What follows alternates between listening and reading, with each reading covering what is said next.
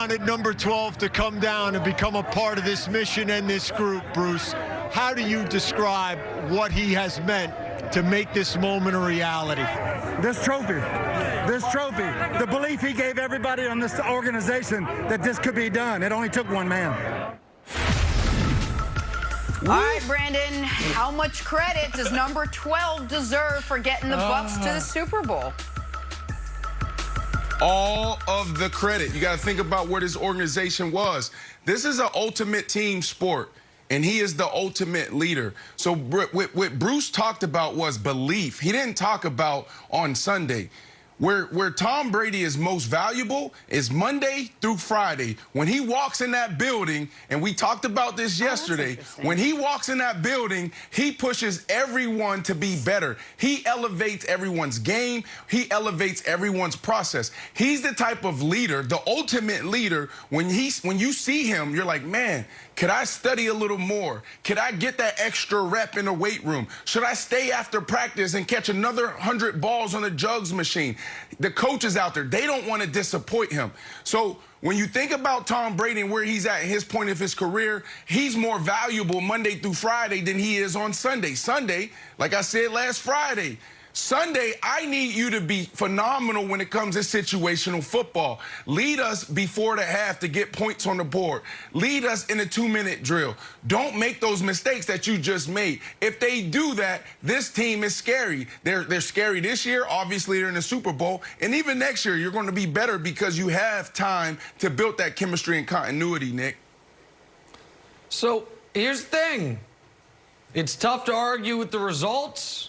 And it's tough to argue with what the men around him are saying. This Tampa Bay Bucs team could have let go of the rope. And I think in many years they would have. They had 4 games to start the second half of the season. Before their bye, they went 1-3. They got dog-walked for a second time by their divisional rivals. They then got beat soundly by the Rams and seriously beat down by the Chiefs, down 27-10 going into the fourth quarter before some late touchdowns made it appear close when it wasn't. Then you have a bye. We're in a pandemic. You have the last bye of the season. You're a 7-5 team that's okay. And they haven't lost since then. And to a man, the people around Tom Brady Wilds keep giving him credit. Now, I think some of that's strategic. I think Bruce Arians learned early in the year, I'm better off just heaping praise than any type of criticism on Tom, or else the media minions will come after me.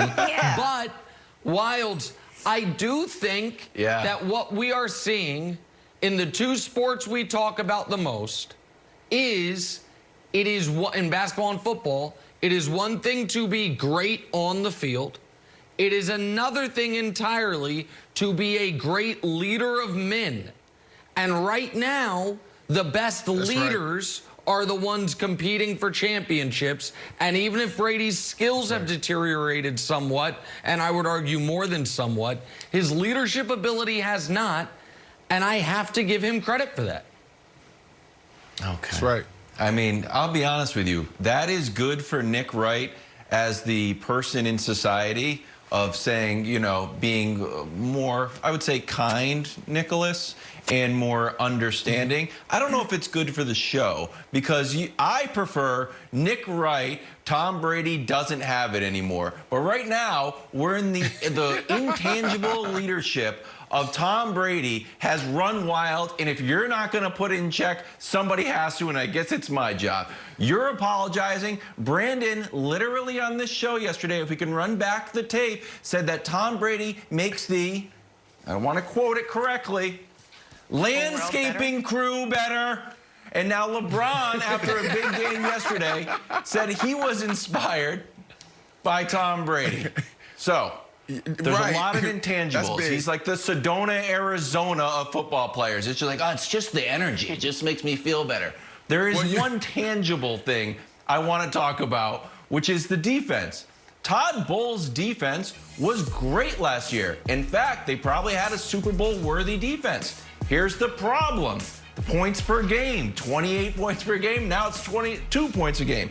Why is that? Well, last year, they had 41 giveaways. This year, it's down to 17 with only 12 interceptions by Tom Brady. So the fact that Tom Brady didn't throw the ball to the other team is another big factor, besides all the intangible leaderships, which I think are slightly overrated right now. And I know people are going to be like, hey, Wilds, what about the landscaping? It's a fair comment, but it's more so that Jameis Winston was going on during the game and pouring Roundup weed killer all over the landscaping. Like, just don't do that, and that will help us out a lot. Go ahead, Nick. I agree with that, and I want to throw it to you, Brandon, because you can speak to this from the experience part. I'm going to think back to a moment from a different quarterback. Patrick Mahomes in the first playoff game last year, when everything was going wrong. Tyreek Hill muffs a punt. There's drops all over the place. It's 24-0. And Patrick Mahomes is pacing the sideline, grabbing every guy and saying, just make one play. Just make one play. That's right. We're That's fine. right.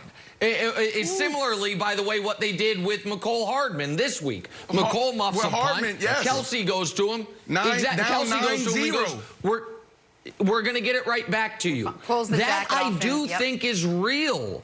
And I do think, Brandon, as a guy, you've been on these teams, and you know the difference between a real leader at quarterback and a guy who, when things are going great, he's great, and when things are going bad, he's bad.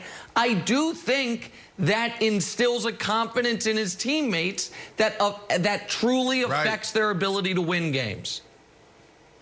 I just got goosebumps just thinking about it. That's something that, you know, a lot of us study when we're in that locker room. It wasn't just Travis Kelce. You went back to Patrick Mahomes last year, and then you went back to this Sunday. Patrick Mahomes was the first one to harden. Patrick Mahomes was the one that went to him and said, pick your head up. He said, be you. We're going to be okay. And they're down 9-0. And there was guys like me at home like, yes, the Chiefs are going down. I'm having an excellent day Monday going against Nick Wright. My predictions came true. But it was the leadership that got them over the hump. And really quickly, Jenna, I go to Ryan Fitzpatrick in 2015. We're talking about Ryan Fitzpatrick here. He made us better. He came into the huddle after Geno Smith went down, and he just said one thing. He said, guys, relax. We're going to be okay. And he made us all better. And what did we do? We elevated our game. This is a team that was in rebuild mode, and we went 10-6. So when you talk about leadership, wow, it's the most important thing because talent only takes you so far, Jenna. And you got your two best leaders.